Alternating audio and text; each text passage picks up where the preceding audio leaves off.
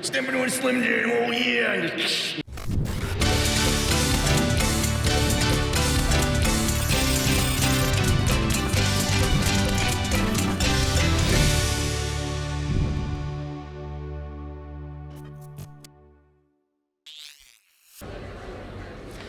Hey everyone, welcome back to Entertainment Earth's coverage of SDCC 50. We're at the Mattel booth and I'm joined by my friend Bill Miekina, one of the lead designers at Mattel, to talk a little bit about what's going on here this year.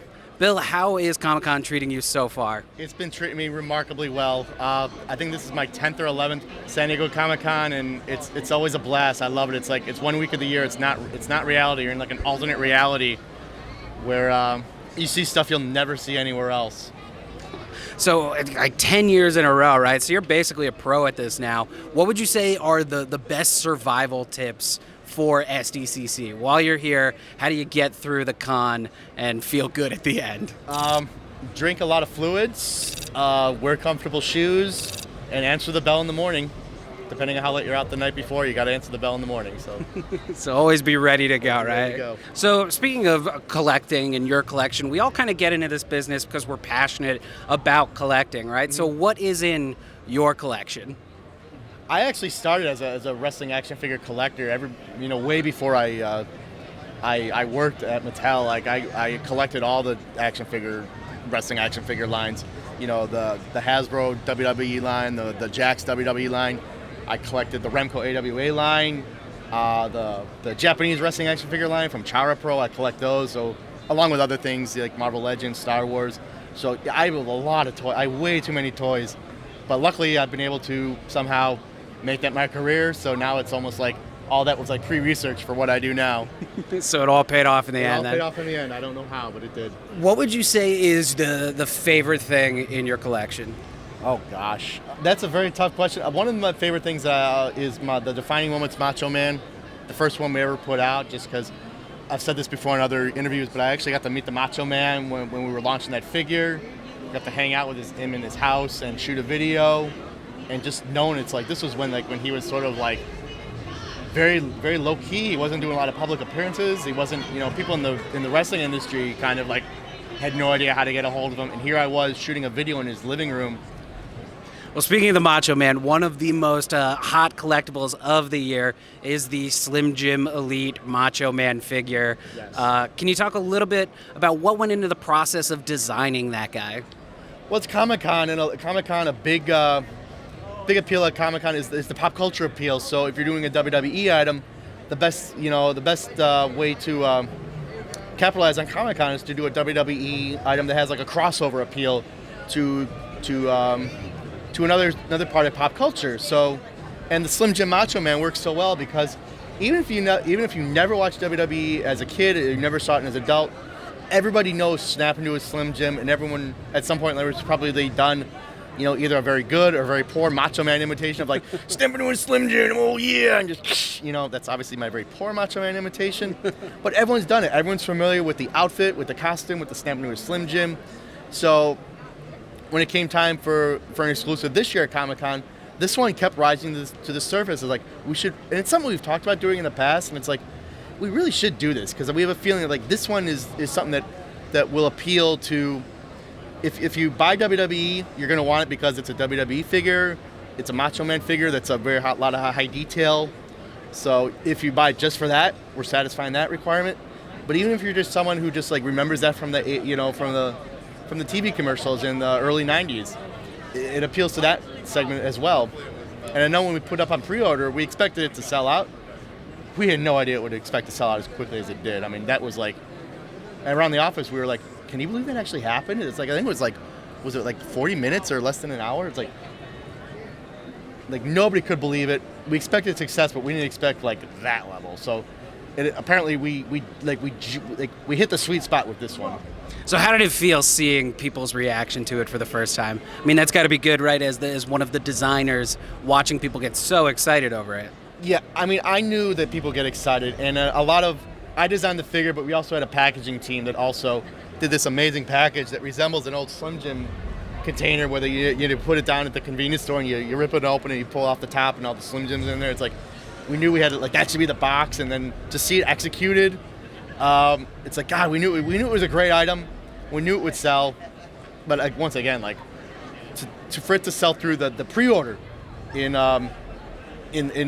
less than an hour, like that's unreal. And it is very gratifying.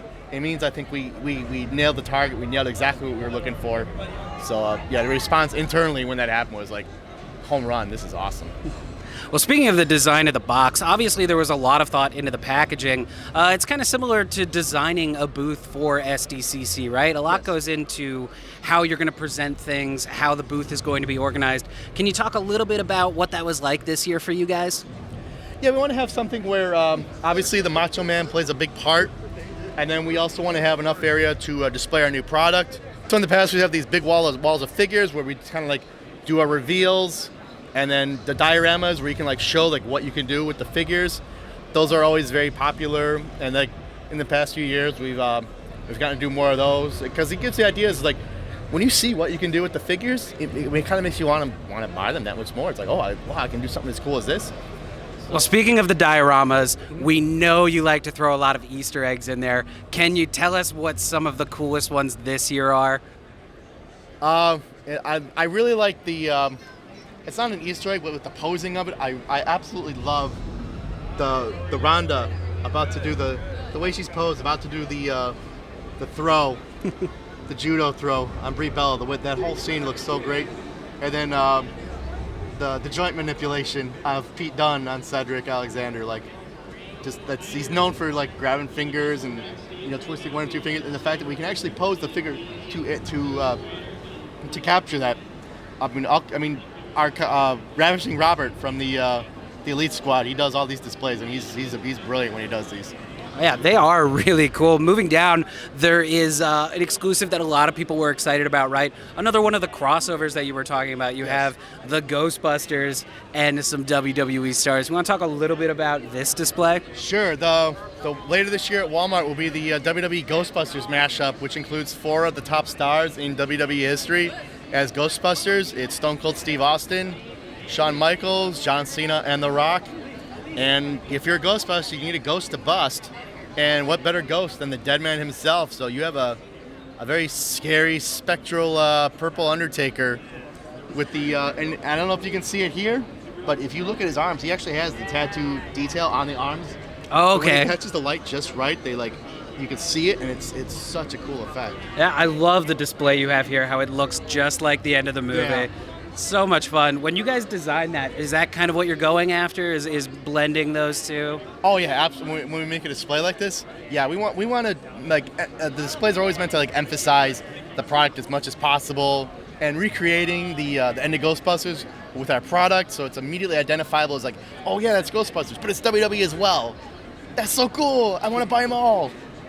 And moving down, we have another display case here. What are we looking at here? I see a little bit of a mashup between stuff like Masters of the Universe and wrestling. Of the WWE Universe. This was announced yesterday on the panel. In early 2020, the worlds of Eternia and the WWE will combine in Masters of the WWE Universe. Obviously, it's a He-Man WWE mashup, taking like the best attributes of the fictional Masters of the Universe characters and applying that to actual WWE talent. So you get like a Finn Balor with some demon armor. You have a Terror Claws version of Triple H. You have a Sting with a movable Scorpion Claw hand and then some Scorp Chucks. And the coolest one I think we revealed yesterday is a New Day style in Manny faces where you turn the unicorn horn on the head, and you have a Kofi face, a Xavier face, and a Big E face.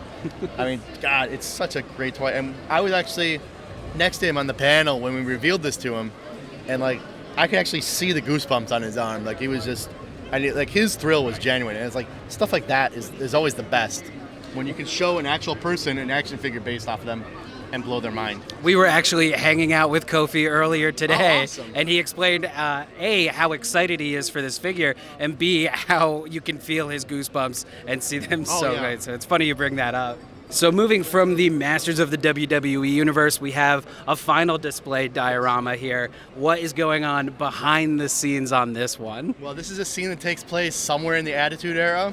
It's a mixing of WWE and WCW rosters. Somehow they've all ended up in the same building. I'm not sure how that happens.